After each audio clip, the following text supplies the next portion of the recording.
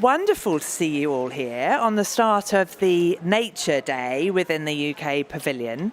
We've slightly mixed things up this year. We are a day ahead of the whole COP29 nature events. So hopefully we've been able to attract a slightly wider audience. We're going to be exploring the bioeconomy today, a word a lot of you will have heard, I suspect, throughout the last 2 weeks, not least because our Brazilian colleagues have been putting it high on the agenda for the G20 and throughout the year.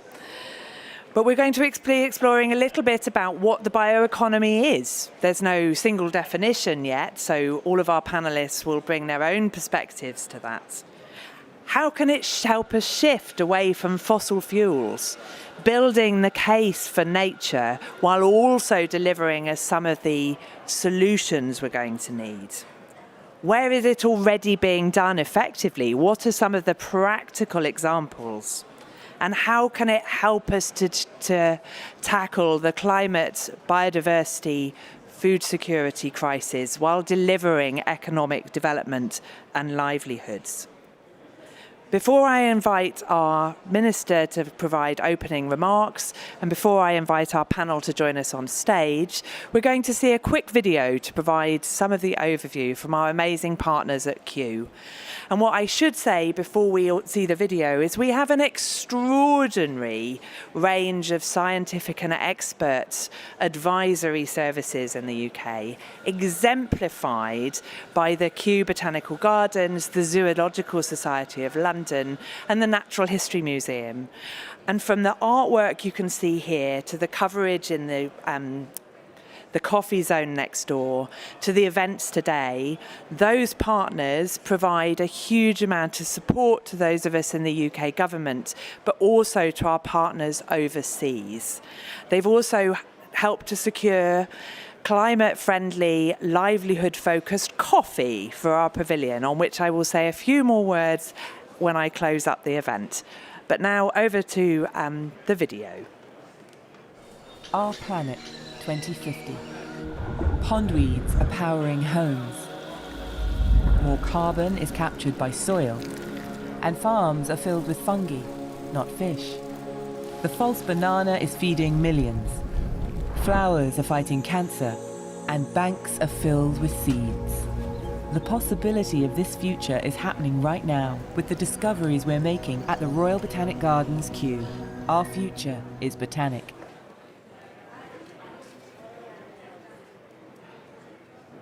There we go. We're done. Thank you. So before going any further, I'm going to introduce our Minister, Mary Creagh, who's very dramatically entering the room. Minister Creagh is the UK Minister for Nature at the Department for Environment, Food and Rural Affairs, an example in action of how you can combine nature with other important sectors, and fresh from Cali as well, where she was leading our negotiations on our sister Rio Convention. Over to you. Thank you very much indeed, Maggie, and good morning to everyone here. Welcome. It's wonderful to welcome you all to the UK Pavilion, where we have a British phone box, British coffee. I mean, it's obviously not British coffee, but we like to think it is, and the best world-leading science. I understand the UK Biodiversity Alliance has staged a bit of a takeover of our pavilion this morning, and you all couldn't be more welcome. As Maggie said, I'm fresh. I think that's maybe a slight exaggeration. I'm fresh. I'm recently back from the CBD COP16 in Cali, Colombia. And here we are here at COP29 in Baku, and we're looking forward to COP30 in Belém next year in Brazil. And we're so pleased to have the Brazilian stand right next to us. We must maintain a laser focus on the triple planetary crisis that we face of climate change, biodiversity loss and pollution. I'd like to thank the Presidency for their work on climate and the sustained focus on nature within this.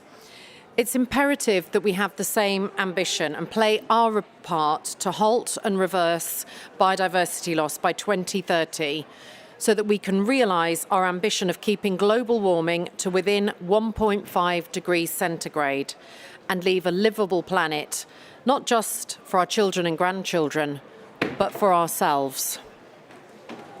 And this isn't about saving the planet, this is about saving ourselves.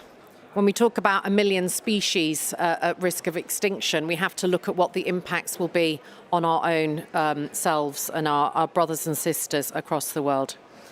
So how do we get there? A key priority for the UK is to mobilise finance for nature from all sources and to align these financial flows with the global biodiversity framework. We're making progress. Parties to the CBD COP finalise details of a transformative new mechanism to ensure that those who profit from the use of nature's genetic diversity also help preserve it for future generations. We're excited about the launch of the International Advisory Panel on Biodiversity Credits framework to unlock high-integrity biodiversity markets, which are effective, fair, and deliver for our ecosystems, species, and climate. And I'm proud that the UK sponsors this important work with France. We must also strive for a circular and sustainable global bioeconomy which can open markets and expand trade in sustainably produced bioproducts.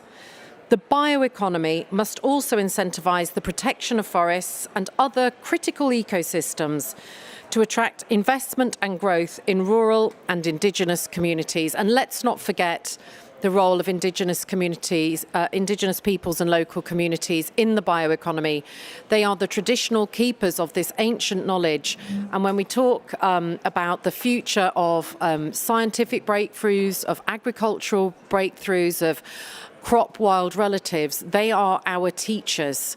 And as one of their leaders said in Colombia, just because we don't have the Latin scientific names doesn't mean that we are not scientists. So beware of Latin as a barrier to science. The UK's Rural Sustainably programme is a £37 million investment in Brazil, which focuses on scaling up low-carbon agriculture practices for small and medium-sized farmers. The Amazon Project is supporting indigenous groups, such as the Peita Sueri, to establish and develop new productive supply chains, supporting the sustainable production of 6 commodities, including acai, coffee and roundfish. Rural Sustainable's work in the Cerrado and Caatinga biomes has resulted in over 1.5 million tonnes of reduced carbon dioxide emissions through sustainable practices, and over 6,000 hectares of deforestation have been avoided. The UK has invested £120 million through our Partnerships for Forests programme, which funded bioeconomy projects across the world, including to support innovative, sustainable forest product businesses and working with them to find global markets for their products. This programme has mobilised well over £1 billion to protect and restore forests across nearly 9 million hectares of land. We have also invested £42 million into blended finance funds targeting sustainable land use. These investments in Eco Business Fund and the Land Degradation Neutrality Fund have unlocked many times this amount in private investment and supported hundreds of thousands of sustainable jobs and hundreds of thousands of hectares of land under sustainable management. So as we look forward to the different COPs that we have coming, it is vital that we protect biomass, because we know that biomass and bio-based materials are located in rural areas, and they have a particular role in driving rural development and growth, in particular, reducing poverty amongst some of the most vulnerable communities in the world. It is critical that it is socially inclusive, involves local communities and indigenous peoples in decision-making from the beginning, and ensures that the benefits accrue to them. The range of the bioeconomy is vast, and I want to acknowledge Brazil for their leadership this year in launching the first G20 initiative on the bioeconomy and for driving agreement by all G20 countries of a set of bioeconomy high-level principles. They're a first step to build on and use as we develop the bioeconomy. We all know protecting and restoring nature is key for biodiversity, for nature, for people, for climate and reducing pollution, creating a world free from poverty on a livable planet. Let's make sure that everyone else does. Let's use our time here in Baku to strengthen our progress on nature. Let's put nature firmly on the agenda for COP 2030 and beyond. Thank you very much indeed.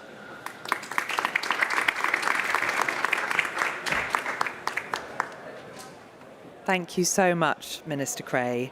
A reminder of just the breadth of opportunities within the bioeconomy, from genetic materials through to the food we all rely on, while making a contribution to climate and biodiversity.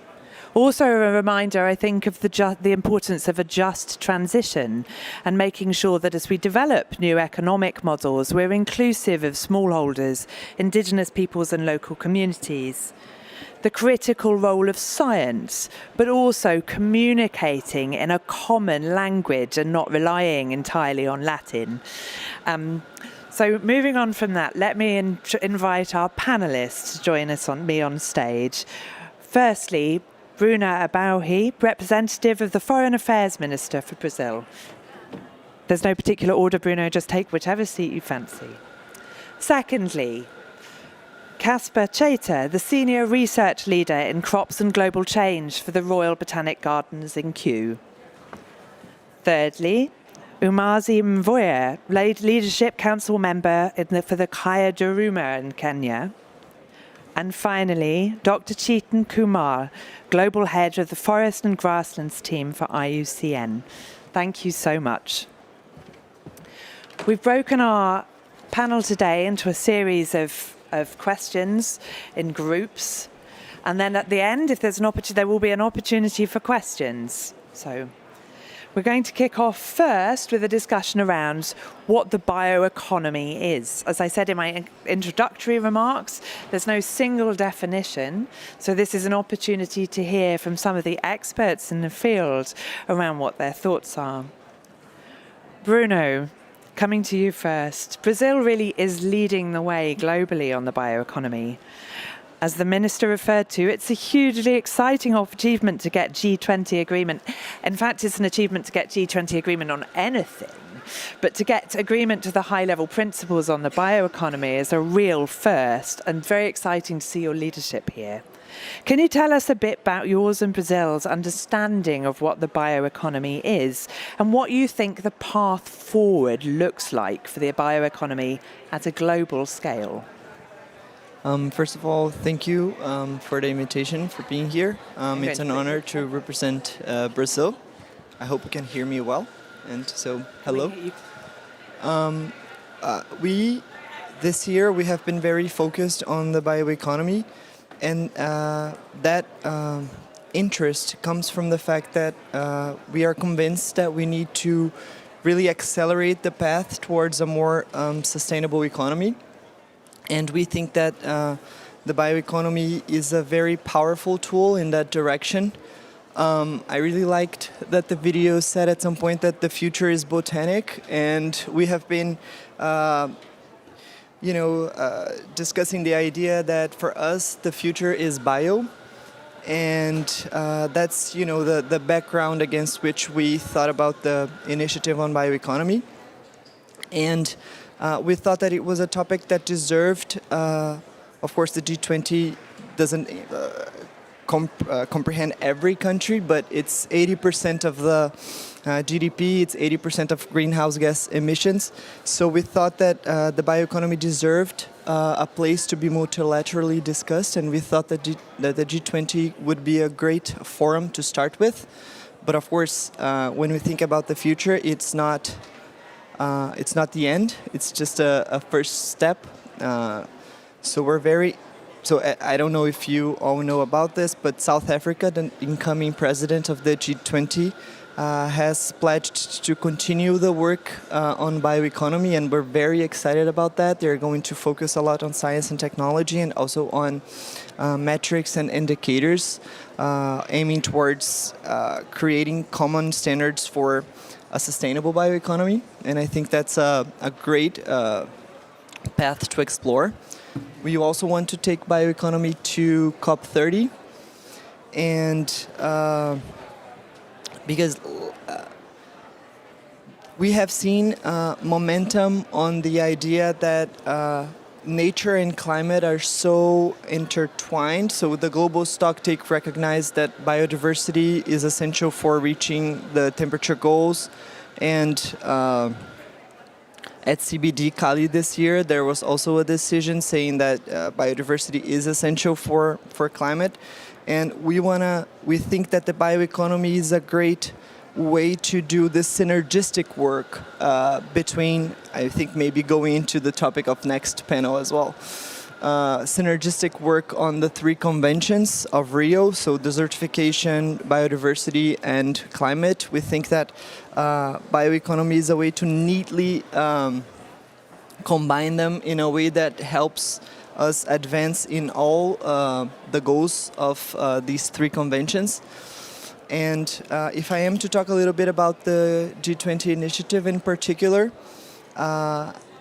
we wanted to avoid a diplomatic, bureaucratic discussion on what the concept of bioeconomy was, because we feared that if we adopted that strategy, we would be I think negotiating for a whole year, probably like a comma here and there, and this specific word, whether it could enter the text or not. And we thought that it would be more interesting if we try to establish like general guidelines that would help stakeholders develop a bioeconomy that is sustainable, but it's also applicable to different types of economies. So one thing that we wanted to make sure was that every G20 member, which of course they were very diverse, and every country was able to see itself there. So of course, when we think about bioeconomy, maybe the first idea that you have, like instinctively, is to think about forests and the Amazon, for example, which is great. It's there's a lot of potential for bioeconomy there, but bioeconomy is not only that. And of course, there are countries that are less diverse in terms of biodiversity, but we still think that they have a lot to contribute in this field. And so we structured our discussion around three axes. One of them was science and technology, which we think is so important for the development of agricultural advancements and biohealth and biomedicine. The other topic was the sustainable use of biodiversity for the bioeconomy. And in that respect, in particular, we wanted to be a little provocative, just like the minister said, to make sure that when we thought about science and traditional knowledge, we took them on an equal footing, because the science that is developed in the laboratory is just as advanced as traditional knowledge that has been accumulated over the years. And we thought that it was vital for us to make sure that these two types of approaches were just one as important as the other and just as advanced as the other too. So I think these were the main concerns that drove us, and I think that the fact that it was so diverse in the way that it took inputs from the different countries is what helped us really come to a successful outcome. Thank you. Bruno, thank you. And I know all of us are wishing you the very best in the road to COP30, and we'll be standing with you as you take this work forwards. I'm really struck by the theme of diversity in your remarks, both in terms of landscapes, also in terms of the approaches that different countries or regions will choose to take, but also that approaches to knowledge systems and the fact that we tend to be very confined in how we consider evidence and approaches. And good to remember that there are many different sorts of wisdom and evidence, and that we need to be looking across the piece. Coming next to Casper, Q is involved in a number of bioeconomy related work and projects, including with colleagues in Brazil and Colombia, some of which the UK government is also supporting. And of course, I hope everybody's been taking advantage of the extraordinary coffee out in the lobby area. What's your interpretation of the bioeconomy? Thank you very much. So obviously, there's always been a bioeconomy. Since the origin of humans, we have created a bioeconomy. But I think we're at a point where we can really put everything we do through the lens of bioeconomy. And really bio meaning life, bioeconomy, life is coming first in that equation. Nature comes first. And for that to work for humans, we have to look at everything we do for climate, for biodiversity, and for livelihoods. Because if you do any of those three things separately, they're not going to work. So if you focus on livelihoods, it will be potentially at the expense of the others. And with the Yayu coffee, we're working with our partners in the Yayu forest in Ethiopia to support that agroforestry development with the forest and with the communities that manage that forest. And that's a kind of microcosm of this whole bioeconomy, because we're using nature for ourselves, right? It's always, to some extent, extractive and exploitation, but it has to be sustainable and with climate and people. Thank you. And I think that reminder that the bio is first, nature has primacy in our systems, but it's only through those interconnected approaches that we'll really see outcomes for livelihoods and development, climate and nature, and remembering that interconnectivity at all times. Umazi, coming to you next. Your work involves working very closely with local communities.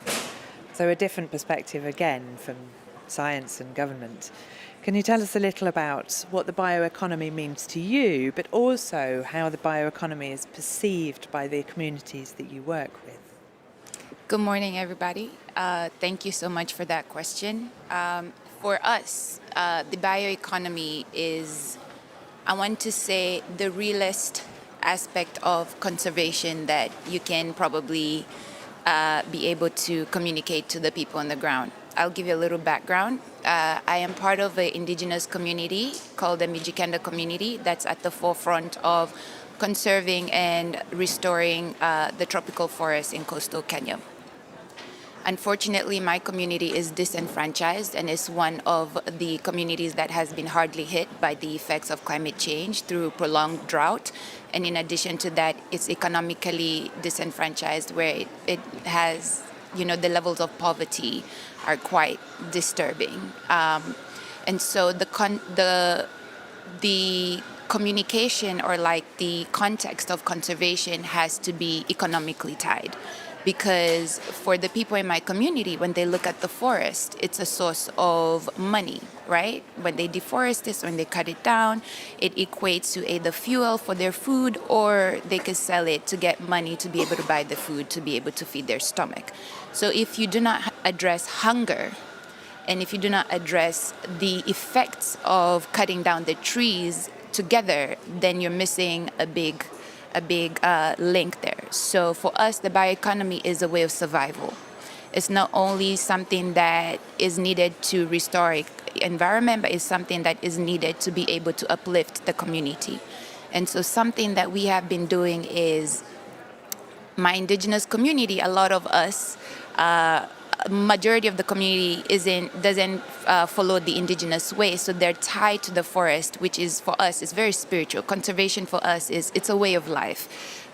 Many people do not subscribe to that just due to our current systems of life and how, through, I'm in the British pavilion, but because of the effects of British colonialism, unfortunately, many people had to move away from that way of life. So that tie to the forest doesn't make sense.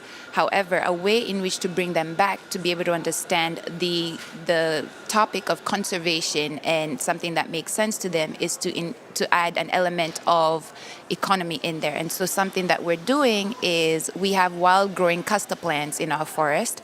And now we are monetizing our castor plants sustainably, of course, with the indigenous knowledge of our elders who understand the land and how we can be able to harvest these castor plants sustainably without destroying the very same ecosystems that we're trying to protect.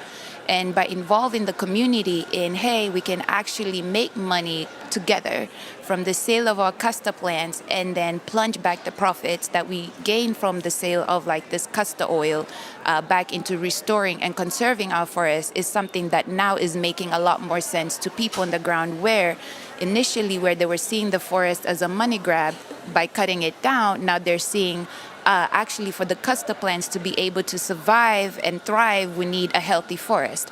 And so now they're invested in this whole idea of nature first, because the current communication around conservation is extremely removed from some of the realities that people in my community and other third world, quote unquote, third world countries of the global south experience. And so bioeconomy for us is survival, and it's a way to be able to restore our planet while in a way that makes sense for the majority. Thank you so much. A reminder both of the realities of climate change and poverty, but also of our privilege, frankly, of anyone who's able to attend one of these COPs, and the need to remember how we draw on the lessons from history, both in terms of colonialism, but also in terms of the wisdom of our ancestral knowledge. And it's through that route that, and I loved your phrasing, that bioeconomy for survival, but also for flourishing. Chetan, next to you. Your work, of course, focuses on forests and grasslands. Great to hear, and forests particularly close to my heart, of course. But what does the bioeconomy mean in this context, and where do you see the potential in those environments for the bioeconomy? Great, thank you, Maggie. Good morning, everyone.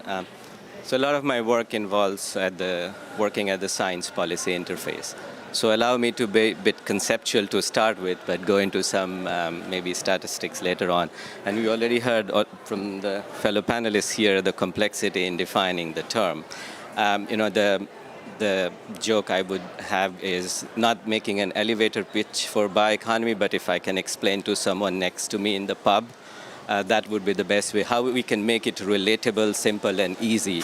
And about forest, what I would say the simplest way we could describe is tapping the potential of forests to provide real-world solutions like biofuels, like medicines, innovative materials, community well-being, all ensuring that the ecosystems remain intact.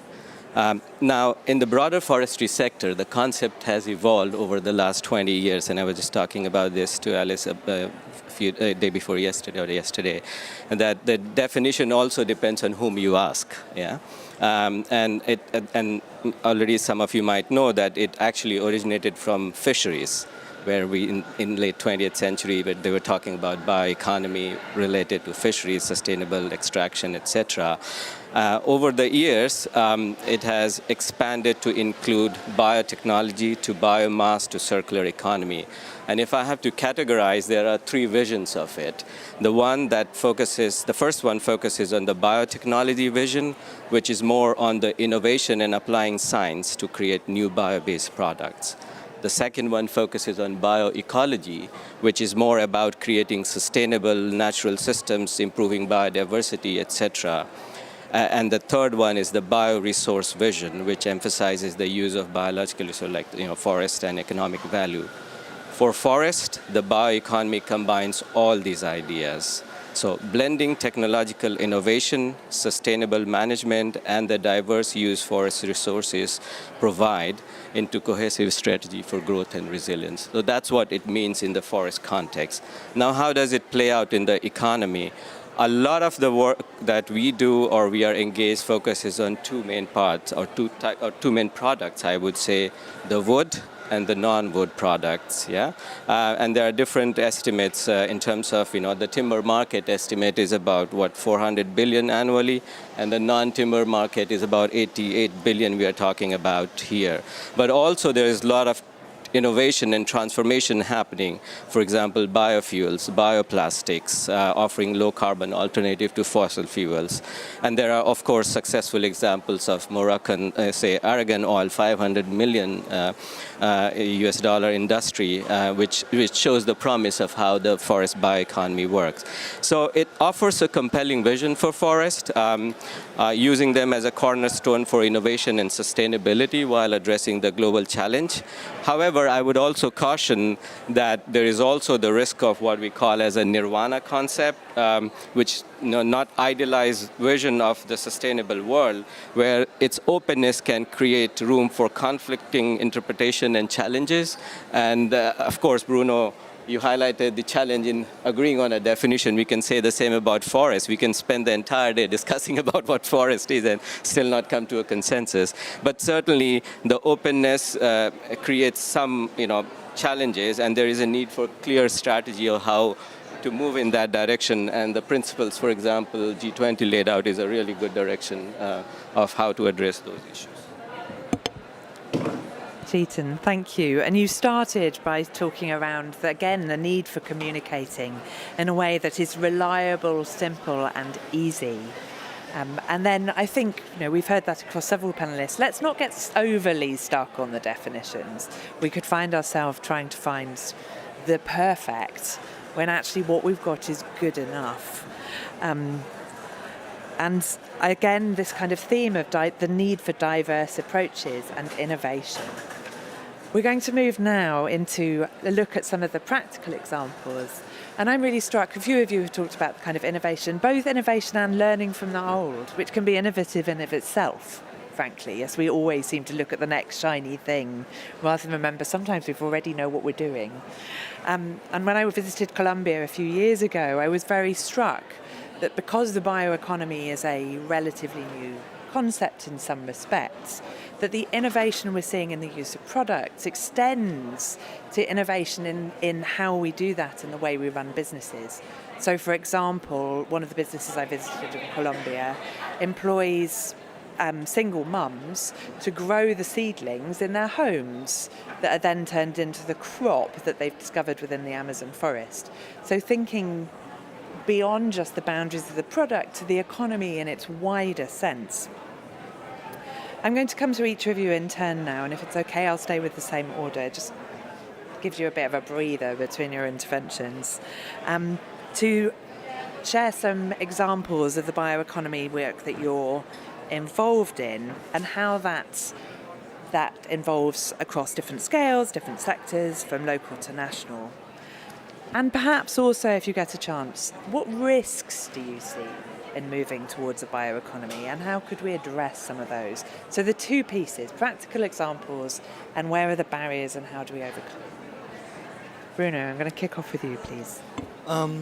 One idea that we had at the back of our heads all the time when we were doing work at the G20 is that as countries, we establish or negotiate general directions, but real change made on the ground is made by local communities, people, companies. And so we wanted to make sure that we would leave space wide enough for bioeconomy to develop in the different potential ways that it has. And to think of one example that is being carried out in Brazil. I don't know if you have ever heard of the fish pirarucu.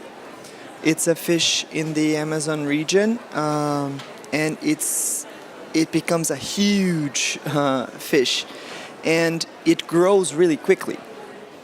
And we have scientists, for example, in Brazil, doing studies on biological, genetic aspects that allow the fish to grow so quickly. And the idea behind that is to possibly use those genetic traits and that knowledge in order to come up with medical solutions to help tissue to grow quicker and therefore create medical advances in the recuperation of people who have suffered injuries and stuff like that. So at the same time, we see some risks. For example, acai is it's a fruit from the Amazon region, and it's delicious. But we are very concerned with the maintenance and the conservation and even the restoration of biodiversity. So we wouldn't. The ideal would be not to reproduce patterns that were seen in the past, where a new product becomes viable and therefore it dominates and becomes a unique crop in a specific region. Because if we tend to reproduce that specific pattern, we might end up with some of the problems that we're trying to combat in the first place. So widened social inequalities and the loss of biodiversity. So just to keep in mind that the bioeconomy can be a way to look for a different way of doing everything. Yeah. Thank you. Thank you. Oh, you have your own microphone. I was just going to say, when you mentioned the fish, Bruno, it's delicious. I thought you were going to go down the food route, so. Thanks, Maggie. So you mentioned the work in Colombia on useful and edible plants. Q's role in that work has been to catalogue with Colombian teams the vast number of different species, both plant and fungi, that Colombians can use and use sustainably for livelihood and supply chain development. So that's one example where Q's work has focused on this kind of value chain discovery and value chain development. One part of my work brings us to Madagascar, where Q has a big team and had a long history of collaboration. And so, as Umazi has said, people need to eat. And in Madagascar, that has been shown time and time again that there are times of year, and years in particular, where food is really scarce, and the only thing you're going to be able to do is find that food from wild plants and animals. And that pressure on the forests, on the grasslands, and all the life that lives in them is something that we really need to tackle. And at Q, working with the Malagasy peoples, we are looking at yams in particular. So wild yams, there are many different species of wild yam, both in Africa and Madagascar and elsewhere on the planet. Madagascar, as you probably know, has many endemic species, and yams are the same. And unfortunately, yams are really, really tasty, and people are using them in times of famine to get they need that source of calories. And we're working with Malagasy researchers to identify which yams people are focusing mainly on, and this brings us to the idea of endangered species and species vulnerable to extinction, because you know which ones they like because there's not many of them left in the wild. And so we can identify which species they are. We have worked with them, with the communities for many years, and we have those seeds at the Millennium Seed Bank. So we're able to draw from that Millennium Seed Bank material to grow it up and to research it for bringing it into the field. So from a wild context to a sustainable agri context for future food. And we're identifying which wild plants will be best for kind of, if you like, kind of novel foods of the future in the farm context, and how we can improve them, how we can accelerate that kind of agricultural improvement to kind of make them sustainable and domesticated, essentially. Thank you so much, Casper. Umazi, over to you. That is a great question. For us, our work is multi-layered. I want to start by saying that our work is driven by indigenous knowledge. Before we even decided before we even decided to explore monetizing our castor plants in the forest, we had to ask the land for permission. And the land was very clear that once it gives us certain clues, we have to stop, because it means that it is no longer sustainable for the land. So that is at the core of our work, is that we have to ensure that what we take from the land, we're able to either give it back, and when we cannot give it back, we have to stop and find another way.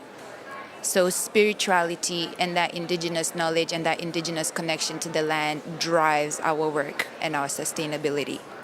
Second thing is the spiritual component that the elders bring into the work that we do.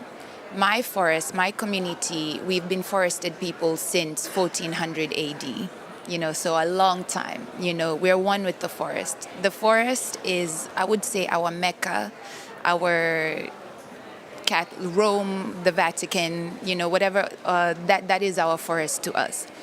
It is where we believe our ancestors live. It is where we believe that once we die, we go into that land, into that forest. So when we are thinking about how do we monetize sustainably the castor plants, we always have to go in with the respect that this is not only a resource for us, but also a resource for those who came before us and those who are working on the other realm. So these elements are like the foundations of the work that we do. When it comes to the local level, we really, really rely on the intelligence and the knowledge of my elders to be able to see how to harvest, grow, and the method of pressing the plants. And then myself, I come in with, I want to say, the privilege of having my feet in both worlds, where I have access to this modern cosmopolitan world. And so I am able to translate that knowledge, that process into some form of financial gain, which can be plunged back into the economy. So we're seeing our work is very much so a beautiful cross blend of the modern scientific knowledge, economic ways of being, and this indigenous spiritual way of preserving and working with nature. And together we're figuring out what it means to have a bioeconomy in the Mijikenda context. That is the fundamental layer. The second aspect to it, I want to say, is the castor plant we have originally, traditionally used it as a spiritual medium. So I want to say like our holy water. So when we press the castor oil, it is used in a lot of our rituals. So it is complex when you take something that is spiritual and has a spiritual value and you monetize it in a commercial sense, because the castor oil is a great ingredient in a lot of beauty products, a lot of hair products, but also in the car lubricant. A lot of car lubricant companies use castor oil as their base.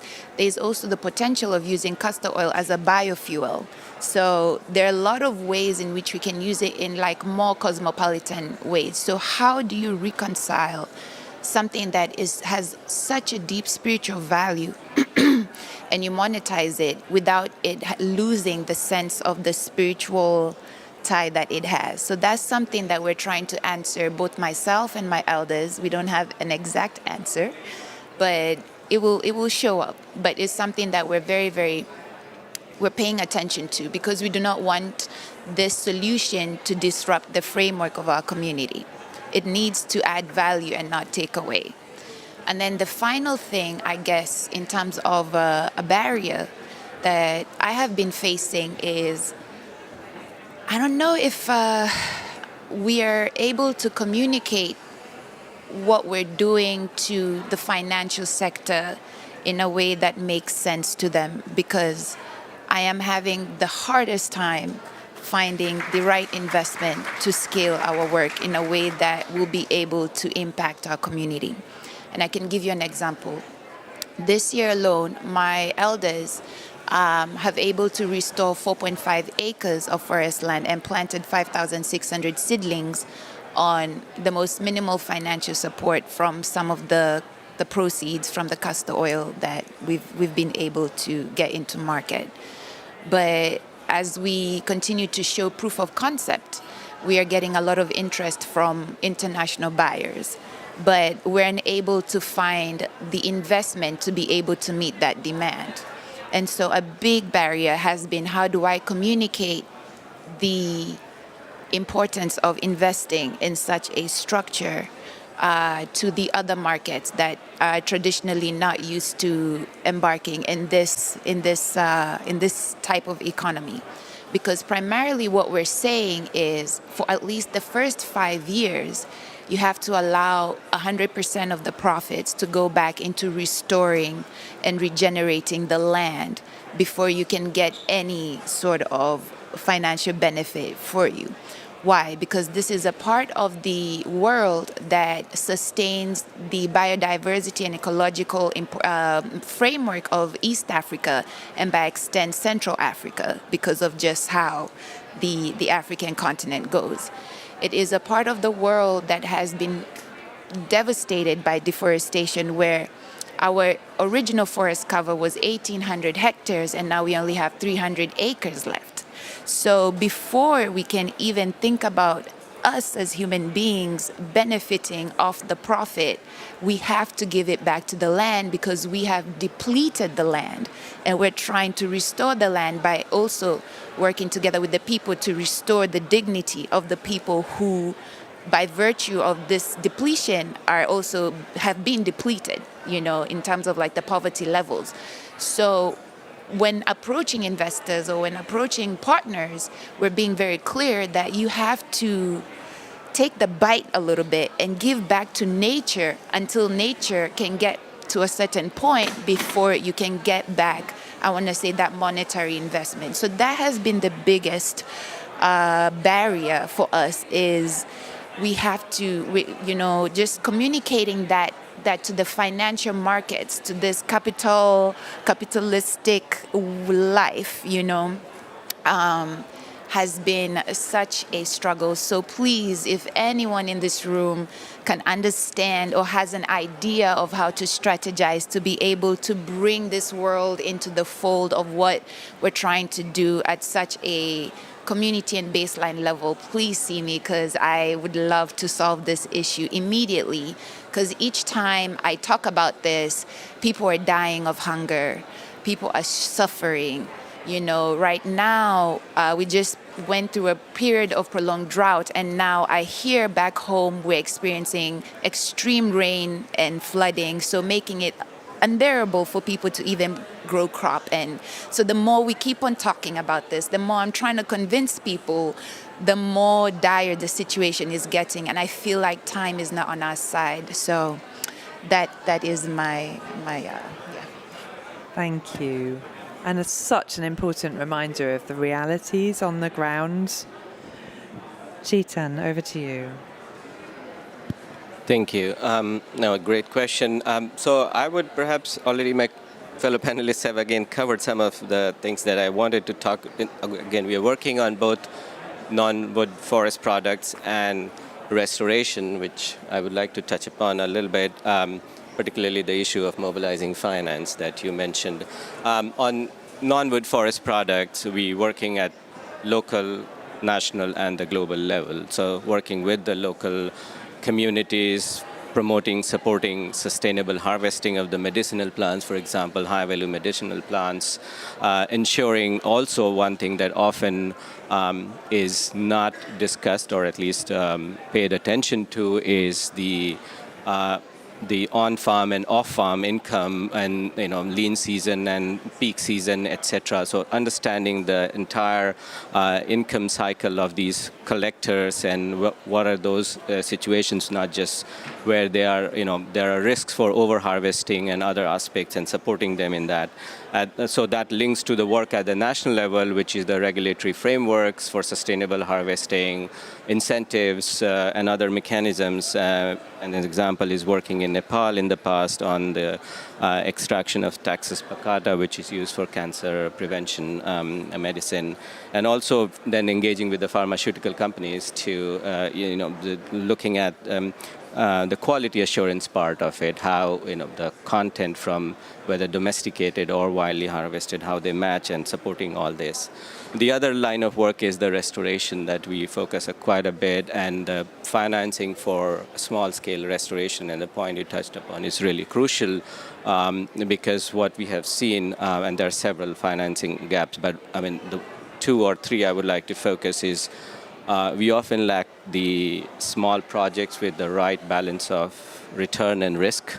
And that's where more support is needed to develop these small investable projects for restoration, which can provide multiple benefits, including innovation in different ways, for example, agroforestry systems.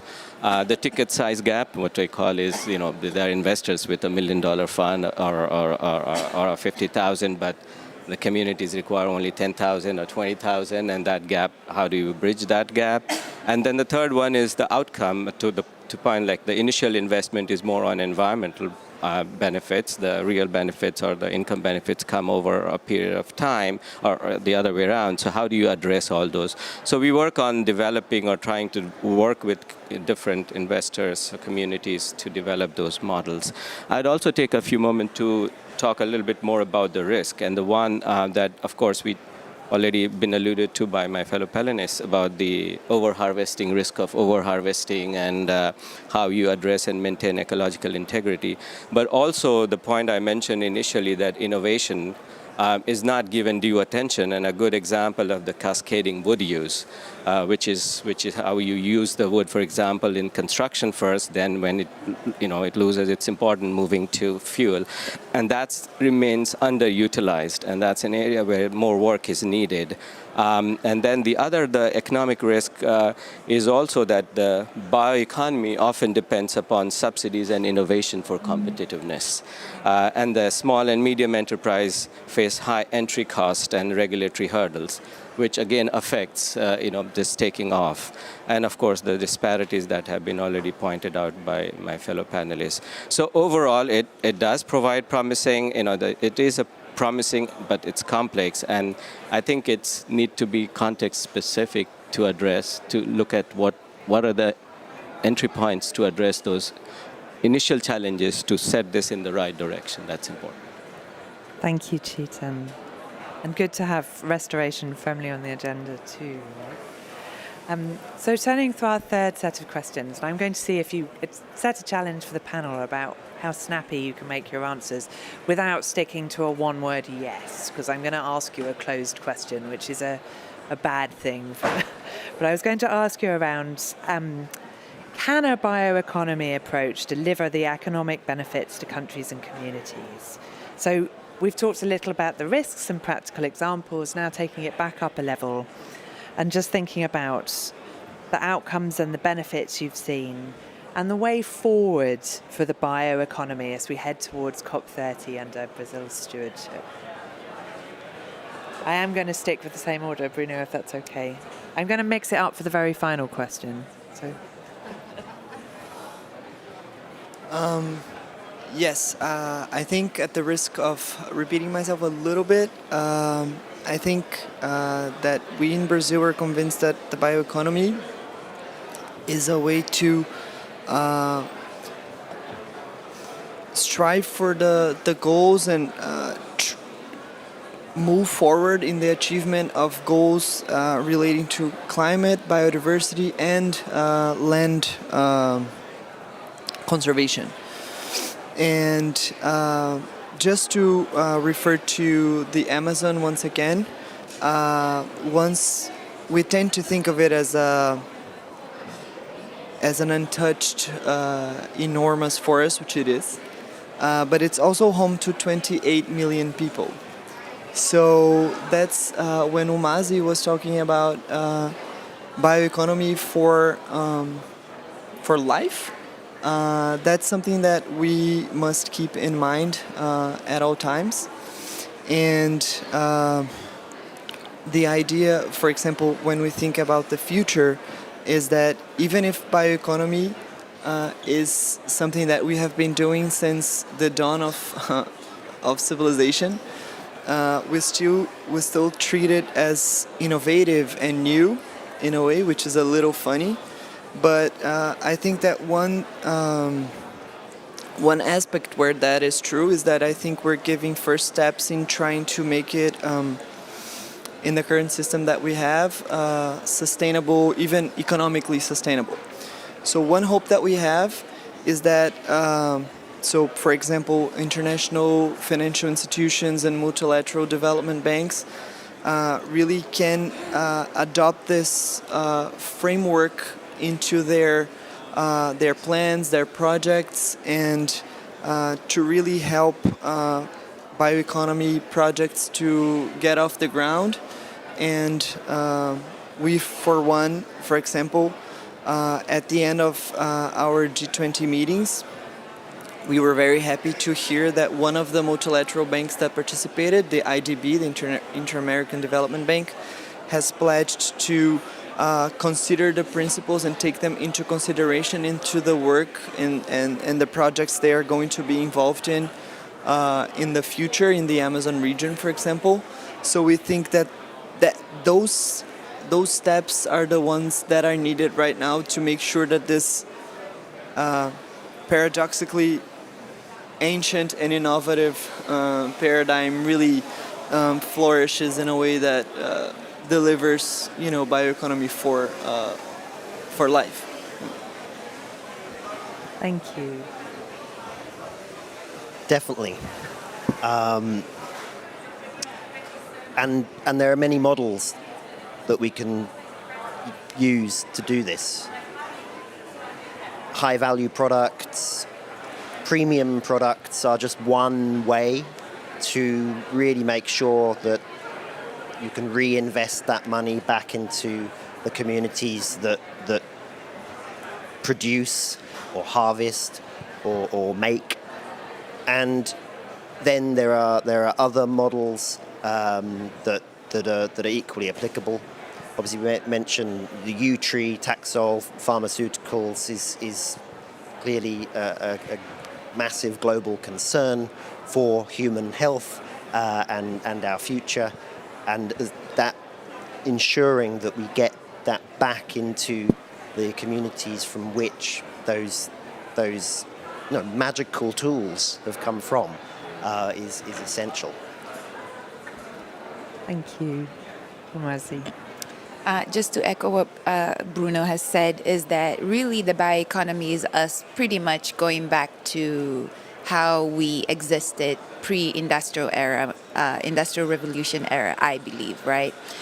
For instance, my community, we've always been forested people, and I want to assume that we made money from our forest somehow, whether it's through bartering fruits from the forest with another community and etc.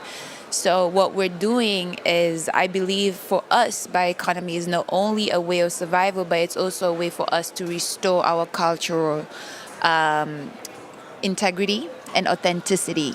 And so for me, it really is the solution. It's not the only solution, but I believe it's the solution. And I'm really, really excited to just see and continue to build with my community. And I believe that the world will be knocking on our door to understand and learn from us very soon. So, Thank you. Chetan. I would just add to that and be brief here, but the way I've seen the evolution, it isn't a standalone solution. It has to be integrated because that's where you run the risk. So it's important that the dialogue or discussion going forward needs to be integrated in broader, like if you're talking about transitioning from fossil fuel to bio-based economy, it needs broader integration, scaling up, innovation, and ensuring the equity and building on the traditional knowledge. Those are critical elements to address this. So it sounds like we have most of the solutions here already, and we're definitely confident that this plays a role in a sustainable future. Before I ask our panelists to wrap up, do we have any questions from the... there we go. Alice is going to bring you a microphone so everyone can hear your questions. Thank you so much. Melanie Coath from the RSPB. Umazi, I think there's a huge amount that we can learn from your example around the castor production. And I was really struck by what you said when you said about the land giving us certain clues, and that you can see when the land is no longer giving permission. My organisation has followed biofuels and biomass global policy for over 2 decades. And we've seen the land use impacts of how that can play out when it's being very driven by profits. What I'm interested in hearing from the panelists is how can we work with the process here and the process in the CBD space. For example, bearing in mind that Brazil has proposed or invited parties' views on a joint work programme across nature and climate. How can we make sure these processes can actually ensure that we're watching whether the land is giving us permission, so that we end up with an outcome that is restorative, not exploitative? Thank you. Great question. Who would like to take a go at that one? Casper, you look like you're... Sure, I'll try. I think we need to be conscious of that footprint. And if we're able to deliver more in a smaller footprint, ensuring we set aside or restore that land that would have been in that larger footprint, then that's one way to tackle it. that's a great question. I think for us and my community, it boils down to consumerism. I think we live in an age where it's an excess. It's an excess, and because of the excess, we tend to overexploit. And so I think that the first way I would challenge is for us as human beings to start thinking through our own personal consumerisms and how do we trickle that into the larger scale of how we consume. You know, there's this thing of like, you need to buy more and get more, but most of us, like, we will like a smaller plate of food. When I give an example of like how we eat, for instance, we probably don't need 3 courses of a meal. We probably don't need an appetizer and the salad and then the main course and then dessert. We could probably do very well and be nutritioned by 1 course of meal, right? So for us as human beings, a lot of our habits exacerbate this land use, the extractive use of our land. And so I want to take it back to us as human beings and our human nature, and perhaps how do we fight back collectively against some of these extreme excess consumerism habits. I think that is a key way for us to really listen to the land and work with the land more sustainably. If I could also briefly compliment my panelists. So the way I would put it is that there are different parts of this jigsaw puzzle which need to come together. From Kali, we made some progress in recognition of the rights of the indigenous people. That's a big way to recognize that financing is still not lacking. But innovation part, as I said, need to be prioritized and brought in these discussions and negotiations. As I said, cascading use of wood is a very good example of how those innovations can help address some of the carbon related targets and goals. So there are different aspects of it. It's kind of sustained effort, I would say, but I think there is a momentum leading up to Belém. If we could bring all these together, that would really help to make it a bigger case, to address the challenges that are immediate in the short term, and make a bigger case for going forward. How other countries or other different parts of the sector could look at it and come together to address this. Thank you. Did you want to add anything? Sure. I really like what Umazi said about our consumption patterns. I think that looking into ourselves individually is important, but I also think that we should really, and I think bioeconomy is one of the paradigms that can help, but think of ways that structurally help us get there in terms of rethinking our patterns of production and consumption, and to make them more sustainable. And I think that bioeconomy, when we think about a bioeconomy that is sustainable and that takes from the land and gives back, is a pathway for that. And circular economy approaches as well, and nature-based solutions and ecosystem-based solutions. So I think that there are a number of approaches that go beyond the fundamental individual reflections, but also, and really they feed off each other, right? So if you have a system that helps, then it's easier for the individual to adopt more sustainable consumption patterns. So I think that would be an interesting path to explore. Thank you.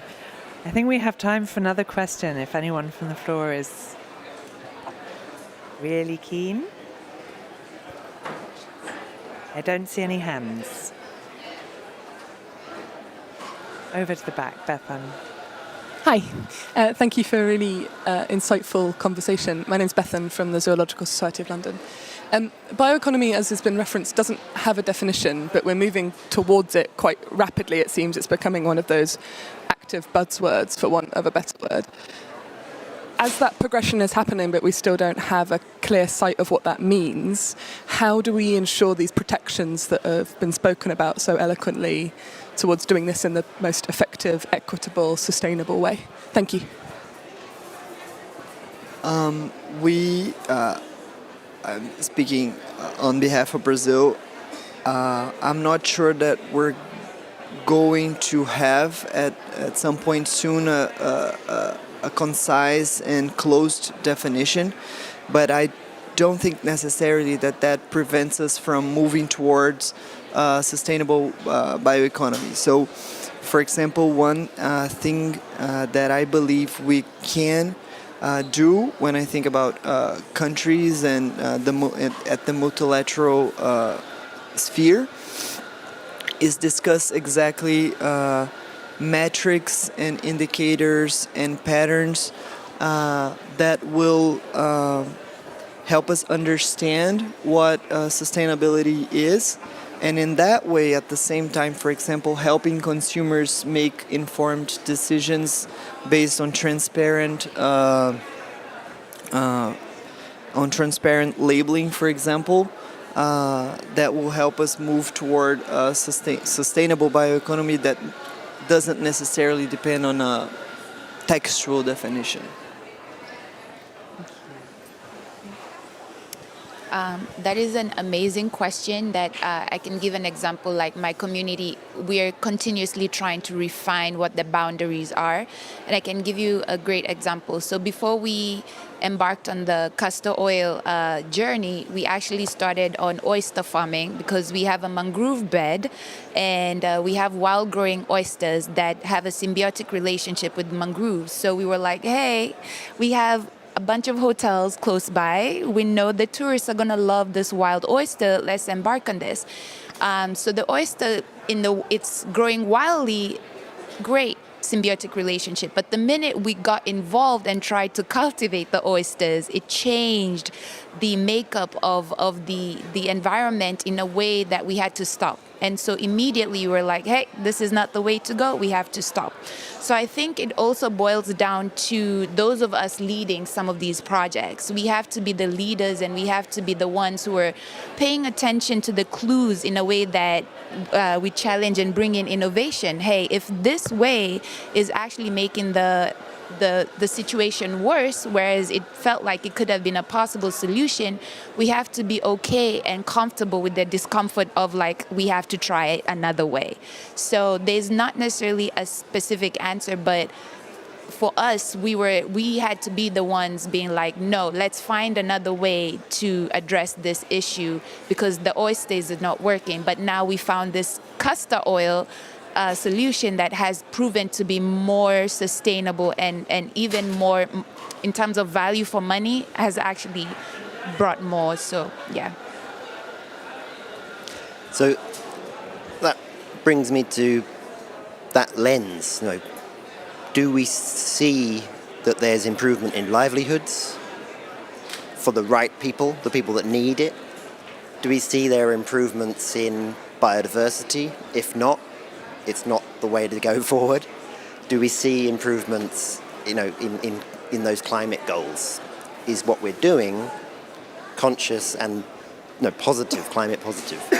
And one way, potentially not the best way, but one way could be looking at it through the SDGs, and how many are we ticking off to make those livelihood, climate and biodiversity commitments. Yeah, if I could also add, building on that, again, as we don't want to get bogged down by the definition, in the same way, we don't want to reinvent the wheel to develop new systems to safeguard and track. There are already lots out there, and if we see those things not working, perhaps it's not the right way to go. But to build on Bruno's point, certainly, I think while we need the principles, we also need clear matrices to see how the progress is over the years, so that we have a better idea of what need to be adjusted, where innovation needs, where finance is needed, and all those aspects. Thank you all. I'm going to shake up the closing a little bit. We talk about having the last word as being a reflection of relative power. So I would like the final word from this session to come from Umazi. So I'm going to do my closing remarks first. Then I'm going to come to the panel and ask, in this order, Casper, Chetan, Bruno and Umazi to consider their one or two sentences reflecting the future of the bioeconomy. This is a hugely rich discussion. I'm not going to do it justice by trying to summarise it, but I've made a few notes on some of the themes I think have come through. I think we heard a lot about diversity, whether that's in terms of the landscapes we operate in, the people and thought and knowledge systems we need to draw from, or the crops and approaches we need to be taking. We've talked about interconnectivity of outcomes and how to bring different thought systems together to inform each other. Learning from each other, both through space and time. So from within our own communities, from across the globe, but also from our ancestors and our elders. We've heard a lot about innovation and discovery, but also remembering that we mustn't forget the tried and tested and learning from our mistakes so that we don't repeat the mistakes we've made in other areas.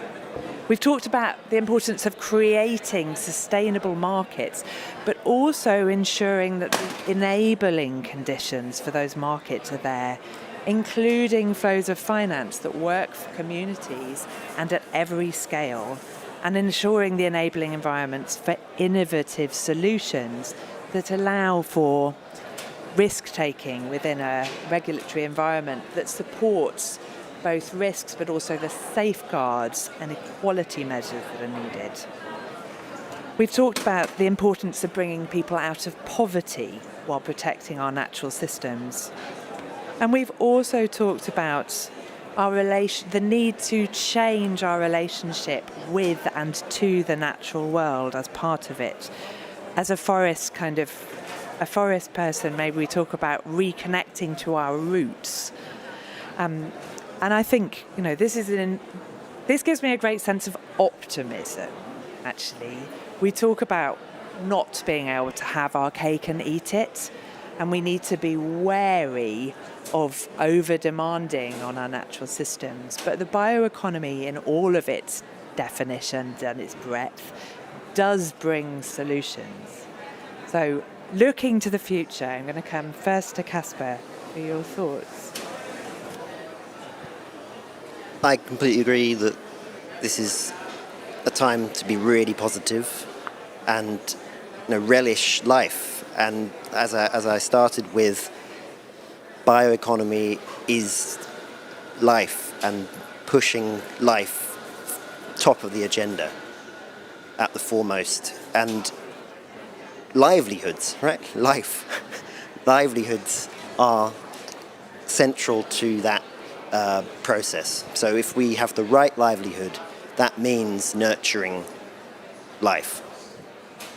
Casper, thank you. And I realise when I turn over my page, my closing remarks also tell me I need to remind you all that over the next 2 days between 10 and 11 in the morning, so that's for those of you like me who can't remember what day of the week it is anymore, that's Thursday and Friday between 10 and 11, we have Coffee Connect.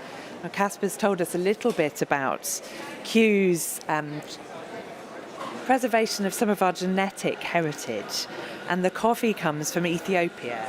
And we know that Ethiopia's climate is changing as the global climate is. And it's increasingly difficult to produce coffee, an incredibly important crop in Ethiopia. This coffee comes from a wild strain that comes from Kew's seed stocks. It provides livelihoods in forest-grown coffee, so it supports people, it brings people out of poverty, it provides a good level of income, it's delicious coffee, and it supports the forests and the natural environments that it grows. So it's a demonstration of both the adaptation and mitigation that's needed. So do come and join us to try some of the coffee, but also to meet people and network informally over the next couple of days. Titan, over to you. Thanks a lot. You already summarized it very well. So I would rather, at the risk of repeating, I think for bioeconomy, it holds it's promising, but also at the same time, for it to advance, it needs to be more solution-oriented. We are talking of moving away from big jargons, not getting bogged down by definition, to demonstrate its power, its value, and that's where I guess again in the next years or few years, that's where the emphasis should be, to demonstrate how it is solving the real world problems. Bruno. Thank you. I'll be really short. For Brazil, sustainable development is at the center of our not only foreign policy, but at the core of our public policies. And when we think about the 2030 agenda and how we're not being able to live up to the expectations that we set ourselves, we want to give a renewed impetus towards the goals and sustainable development in general. And we are convinced that the bioeconomy is a possible anchor that could help us get there. And so that's why in the beginning, and I'm going to repeat myself now, we think that the future is bio, and that's how we're going to get there. Animazi, the last word is yours. The pressure is getting worse. I don't know if you've heard that saying. I know it's worse, but just to emphasize, the pressure is getting worse. Anyway, for me, I think the last words, and not to repeat everything that has been said on this panel, is one, we need to be open to surprise. We need to be open to learn and challenge ourselves to the surprises that nature brings to us. Secondly, we need to be inclusive. All of us have such a huge role to play in ensuring that this is successful. As innovators are important, scientists are important, indigenous peoples are important, the people at the ground are important, our teachers, us as human beings who interact with nature every day are important. So everyone has such a huge role to play in this. We need to be diverse in our approach. We need to understand that no one person has the answer, that actually everybody has the answer, and that's the beauty of nature. Otherwise, wouldn't it be so boring if there was only one answer to everything? And so we need to be diverse in our approach. And lastly, we need to dance with nature as we embark on this journey. It is not the easiest. It is sometimes very tasking. It can feel lonely. But I believe that if we dance through the journey and we experience the journey and enjoy the journey, that we will actually find a lot more satisfaction and drive to achieving the solutions that we very much seek in the world. Thank you to all of our panelists.